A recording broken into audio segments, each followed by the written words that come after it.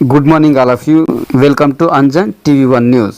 ప్రజాప్రభుత్వ సమస్య పరిష్కార, ప్రజాక్షేమ, ప్రజలందరి సంక్షేమ, పవర్ఫుల్ పవర్ అంజన్ మీడియా సేవలో అంజన్ టీవీ1 ఆధ్వర్యంలో అంజన్ కంప్యూటర్ స్టూడెంట్ సమక్షంలో ప్రజలందరి మధ్య భారీ ఘనంగా పేదరిక నిర్మూలన, నిరుద్యోగ సమస్య పరిష్కారంగా, సమాజ అభివృద్ధికి, దేశ పురోగభివృద్ధికి, ప్రతి గ్రామ పట్టణ ప్రాంతాలలో ప్రతి విద్యార్థికి కంప్యూటర్ విద్య, ప్రతి ఇంటికి కంప్యూటర్ ఉద్యోగం, ప్రతి ఒక్కరి జీవితం సుఖ సంతోషాలతో ఉల్లాసం, ప్రతి వారి జీవనము ఆనందోత్సవాలతో సంబరం. So subscriber, share, like, comment, link మీ అంజన్ టీవీ1 న్యూస్ యాజమాన్యం.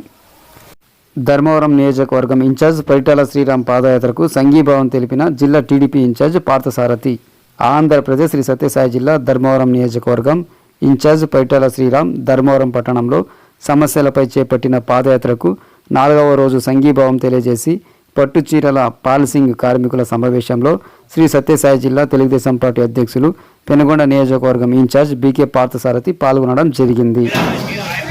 ధర్మవరం ఇన్ఛార్జు చిరంజీవి శ్రీరామ్ దాదాపుగా 4 రోజుల నుండి కూడా పట్టణంలో సమస్యల మీద పాదయాత్ర చేయడం సందర్భంగా అభినందిస్తున్నాను.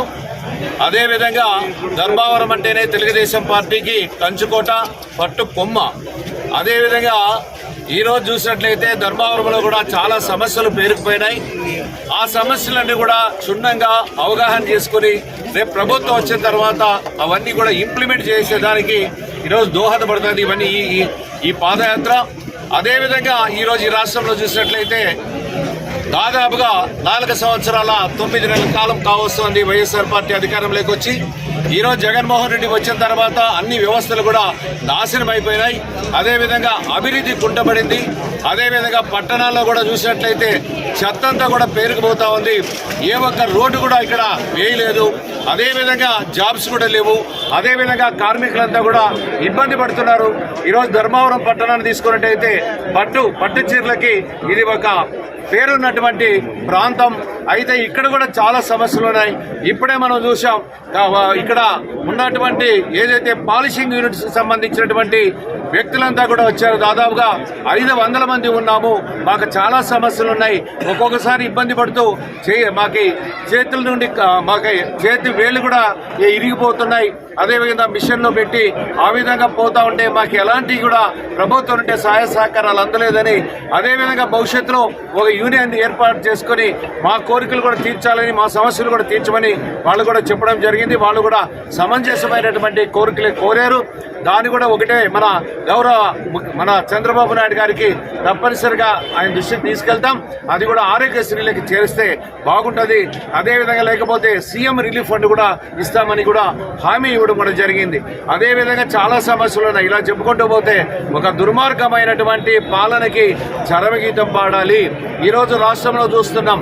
అదేవిధంగా అంగన్వాడీ ఉపాధ్యాయులు అయితేనేమి, వర్కర్స్ అయితేనేమి, అదేవిధంగా చాలా మంది ఈరోజు రోడ్ల మీద పడితే వాళ్ళని కూడా వాళ్ళ మీద సమస్యల మీద కూడా ఎలాంటి చర్చలు లేవు. ఆ రోజులో చంద్రబాబు నాయుడు గారు ఎప్పుడైనా కష్టాలు వస్తాయి, ఎప్పుడైనా ఇలాంటివి స్ట్రైకులు కానీ చేస్తే రాష్ట్రంలో ముఖ్యమంత్రి, కేబినెట్ మినిస్టర్స్ ఒక ఉప సంఘాన్ని వేసి వాళ్ళ సమస్యలు తెలుసుకుని పరిష్కారం చేసేవాళ్ళు. అదేవిధంగా ఉపాధ్యాయులు కూడా రోడ్ల మీద పడేవాళ్ళు.